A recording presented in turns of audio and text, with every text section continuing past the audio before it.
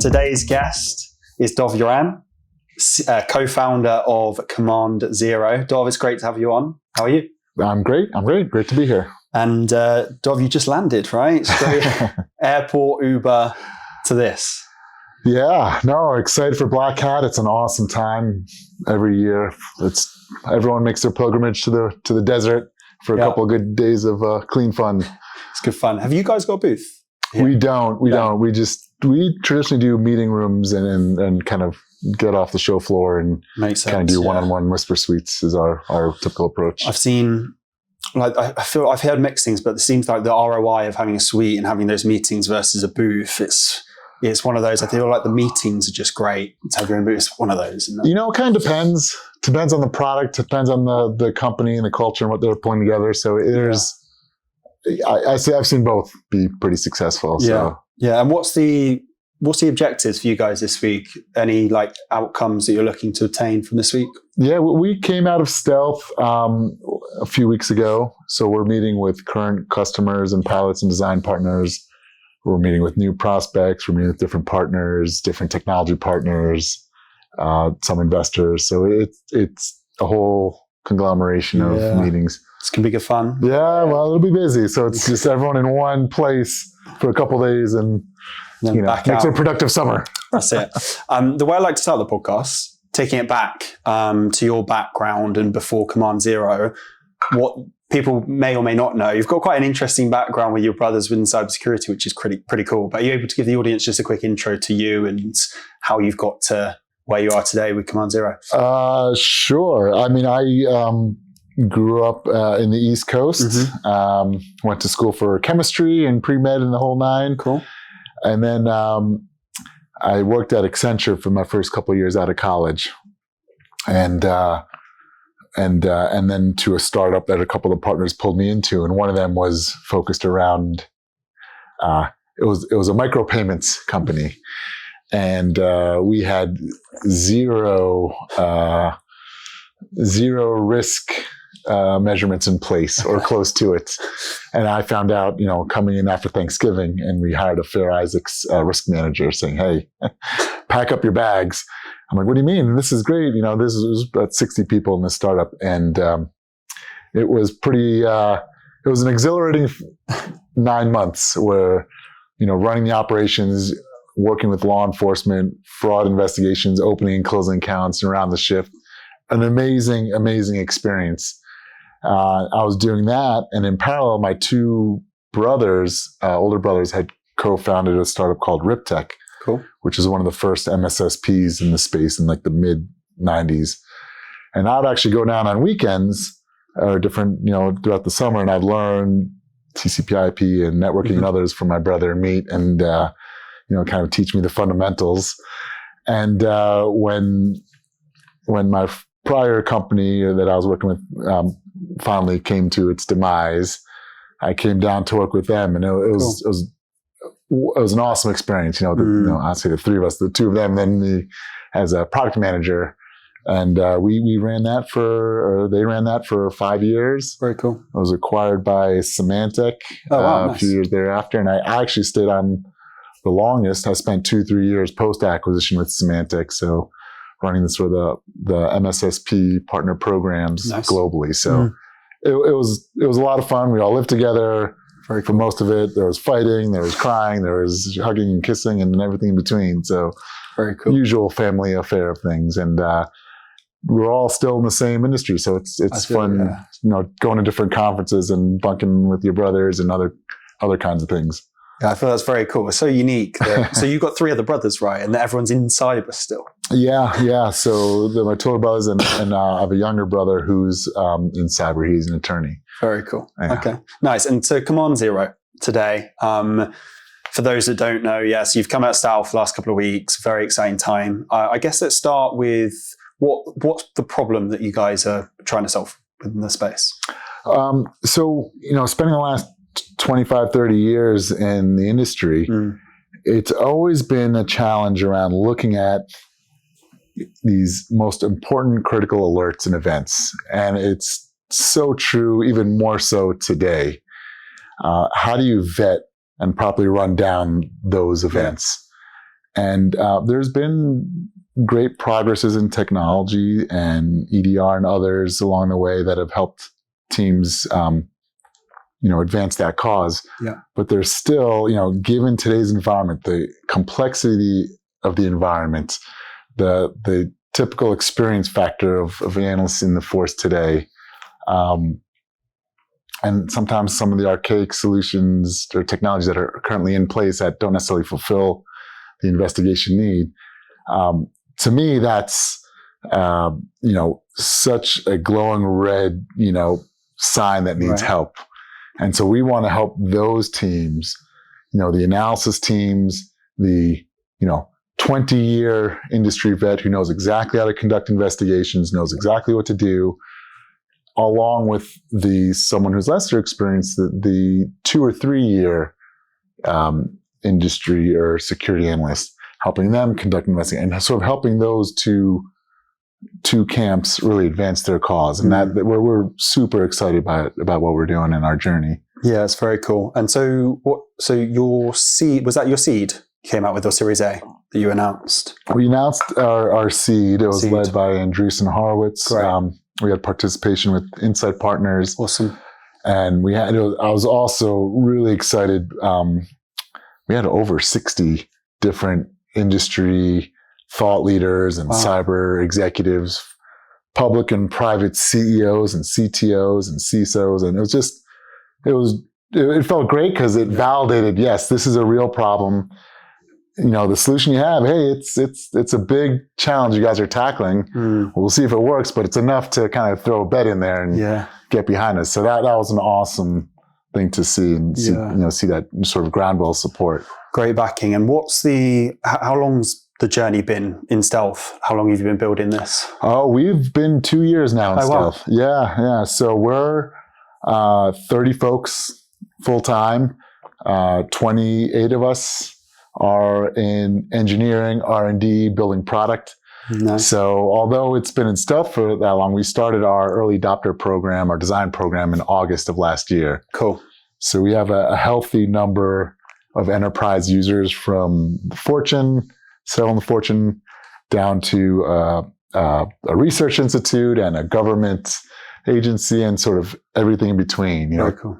Getting the experience from those different users and practitioners has been tremendously helpful in really up-leveling our product. So very mature for a stealth. Oh, yeah. Right. Yeah. Because most times I think of stealth, I'm thinking like 5-6 person company that just built a product or their own process of building a product, right? It sounds like you guys are way further down the line of what you've been. Yeah, it's fantastic. It's just an awesome team that we've cherry-picked from around the industry. I have 2 fantastic co-founders. Dean, who's my CTO and co-founder from my last company, ThreatGrid, which was acquired by Cisco.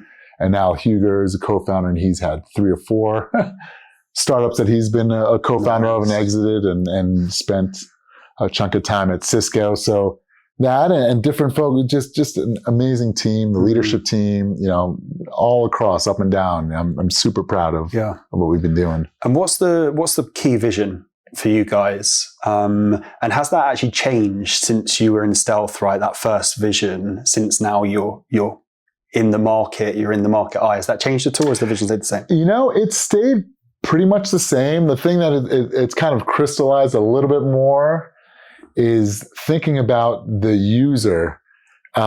There's a lot of technologies going after, AI driven and other sort of filtering and funneling technologies that go after sort of how do we automate tier 1 and how do we make them better? And there's no one really serving the tier 2 analyst and above. So tier 2s with 3, 5, 10 years of experience to IR investigators. And there's so much administrative work and grunt work and toil that these folks have to deal with.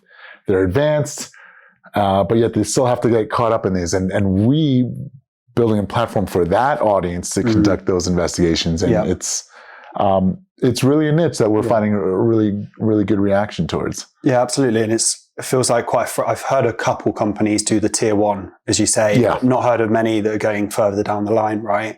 And well, obviously you guys now, which is great. Do you see it replacing people, or is it just to augment teams with that heavy duty process work? I don't ever see a replacement. No. The creativity of the human and how they think about it and how they're looking at different scenarios and how they're asking different questions and thinking of, the investigation trail and rabbit holes that they're going down and back on. I see it much more complementary. How can we take them out of some of the grunt work so that they're much more productive? Oftentimes, these are the most expensive resources, right? But they're not fully dedicated to doing that. So much of their day is partitioned to non-critical items. So if we can remove that toil and get those, and just, it sounds corny, but a better quality of life, that they're now able to do the cool things that really got them into cyber, as opposed to, the TPS report. I think that's a unique thing. That's why I don't think you'll ever see a full replacement. But who knows? There's a lot of folks going for the tier 1 AI, and I'll be curious to see how that goes. Plans out. That's super cool. And you guys then, so what's been the biggest challenge, would you say? So you've been building for a couple of years now. What's been the biggest challenge for you guys to overcome, and how have you overcome it, I guess? I would say it's the internal, this is what we've always done today. Yeah. And I think that's an inertia that every startup faces. Hey, this is the process we've done. These are the tools we're using. This is, the well-laid road of what goes on in this company. And, oftentimes leadership understands. And, so if we talk to an executive or the CISO level, like, this can be done more efficiently. They can kind of see the vision. And sometimes it takes a little bit more for folks that are actually in the trenches to see it and get it. But, current processes and current motions, I think, is our biggest challenge. And we do a lot into the product to help enable, overcoming that friction. Yeah, for sure. How do you categorize yourself? There's so many categories in cyber, right? Is there something that's not been announced yet from that side? Or? That's a great question. We're not there to categorize ourselves yet. Yeah. We're just out there solving problems and helping teams grow forward, and we'll let the industry analysts do their job and kind of sort of point us in the right direction, but where they think we belong. But from my standpoint, it's a universal solution that can be applied to teams across different verticals. Overworked, understaffed, global issues, a multitude of alerts and threats that they have to run down, these escalated events. How do they conduct a more consistent threat hunt, right? How do they have teams operating? How are they looking at it from an auditability, from a tracking standpoint? How do they learn and keep that inherent knowledge in their enterprise security team if someone gets promoted or moves off to another role? So helping address all these challenges is just so universal that I think it's gonna be hard to kind of pigeonhole it into one market segment. It's interesting because the problem's so big, right? It's actually crazy when you explain it like you are, with the alert fatigue that we're getting, the staffing shortages, right? So you're solving a big problem there. What do you see the future looking like in this space? I know it's still very early. How do you see the next 1 to 2 years planning out? Even taking a step back, our sort of original thesis is this is a problem that's 30, 40 years in the making. It's not going to get solved in a year or two of even fantastic engineers and leadership team. So it's going to be, built over time and continuously progress forward. I think it's, I can see adoption, better usage, building communities, people contributing to the platform. A lot of our scenario is around just abstracting the underlying technology and going back to the basics. An investigation is really a series of questions and answers that you get back from a given application, from a given data source, or what have you. And being able to conduct those and ask those and pull that information back in a more normalized way is something that we think that the entire community can contribute back towards us on. And so I'll be excited when we start, broadening, the groundswell and having more folks on the platform, Nice. more edge cases that we hadn't thought of, more environmental specific questions and scenarios and different facets, which are sort of dynamic playbooks that get pulled together. And just sort of seeing that contribution and sort of peer-to-peers amongst users, that I'll be really excited when we start seeing that kind of critical mass, if you will. Yeah, very cool. And announcements from that perspective. So you guys have got something in the works, right? That I feel like you can share from an announcement perspective. Yeah, it's not as much of like an announcement of here's this amazing product feature. It's more so around the challenge space that really everyone's looking at. So we spent the better part of a couple of years, while we were building. Yep. We interviewed well over 300 different practitioners, from CISOs and executives down to folks in the trenches, analysts and IR teams, and sort of the entire continuum across verticals, across public and private sector, across government and whatnot. And it was just really interesting nuggets and takeaways. Nothing there that's earth shattering, like, oh my God, this is, but really consistent ideas. Hey, what are these challenges? It's, data sources, identifying and understanding and pulling together, who these owners of these data sources are when you're conducting it. When I mentioned understanding that technology, how does it work? How do I, as an investigator, have to become an expert in or an admin into a certain application? A tremendous amount of just burden and time sink on writing reports and creating timelines that can be shared with management, with compliance, with legal and others, and just teammates, across time zones or across shifts. And so it's really interesting to see it more, somewhat quantitative of like, yeah, these are some of the challenges that are universal, that everybody's feeling. And it kind of gives me a lot more, honestly, like, it makes me a lot more bullish. I'm like, yes, there's something here that, that scratch needs to be itched. And there's a lot of people, of people with that rash that we need to help. For sure. And future looking for you guys then, how do you see H2 planning out? Anything you can share into next year? What are your goals and objectives from a business perspective? Oh, we're super excited. I mean, we're coming out of stealth, and that's, it's a process. Yep. To continue to expand, to get more visibility. Now that we're out of stealth, we can do more fun and interesting activities, more thought leadership, have a lot of really interesting blogs and ideas that we've been testing and working through, that we can sort of bring more light to and have more of a public persona, speaking at different conferences and events. So I'm very excited about that as we start to reach out to the community in a more, in a broader, bigger way. Yeah, awesome. And I guess to wrap this up then, final question. You've had a very interesting career, multiple startups you work for. If there's an aspiring CEO, maybe they're looking to start up their own cyber vendor, what's the one piece of advice that you would give that person from your learnings? Oh, the one piece of advice. Try and narrow it down.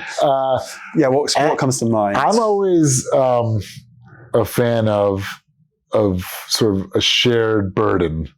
Having one or two other co-founders that you implicitly trust, that you complement each other really well, that they're experts in their own domain or yours or vice versa, and that you can share the burden, because it sucks. There's a lot of times where there's things that go wrong and, things that don't, that just, that are tough to do, whether it's internal, external, or family or what have you, like anything. And everyone's life has these challenges. Sure. and being able to share the burden and sort of in confidence and think through things and have someone or someones that can do that. To me, that's irreplaceable. That's the big one. The other one is, the dependability of that other person and who you choose, or those other people, their work ethic, their strive, their ability to, not only be creative in what their endeavor is, but, being good people. Yeah.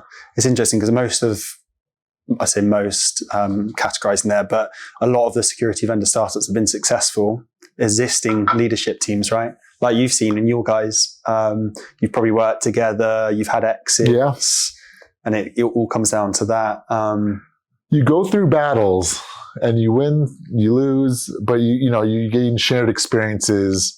You increase, your vulnerability to them, you increase your dependability on each other, that teamwork. And we have 3 core ethos to our sort of company culture, accountability, ART, accountability, resilience, and teamwork. And those things do ring true. Accountability, say what you're going to do, from a co-founder to any employee in the company. Resilience, thinking about different ways of tackling a problem. Like, we're doing really hard stuff as an industry, and it's going to go wrong a lot of times. So how are you resilient? How are you outsmarting, or not only outsmarting, how are you outworking the problem set at times? And the teamwork, kind of we talked about earlier, is just being able to depend on others to share the load and carry it forward. It only works if the team is clicking together. Absolutely. Well, Dov, it's been a pleasure to have you on. If folks want to get in contact with you guys, what's the best way? www.cmd0.io. We've got LinkedIn, and I'm sure my marketing leader is going to kick me in the shins, and I didn't have something more snappy for him. But that's cool. Pleasure to come on, dude. Oh, appreciate it. Thanks for the time. Take care. Thank you for listening to this very special BlackHat 2024 edition of CyberBytes, the podcast. If you did enjoy the episode, please like, subscribe, and share with your colleagues and friends. If you're a candidate looking for a new role, or a hiring manager looking for their next technical or GTM hire, then please reach out directly or via our company email, info@aspironsearch.com.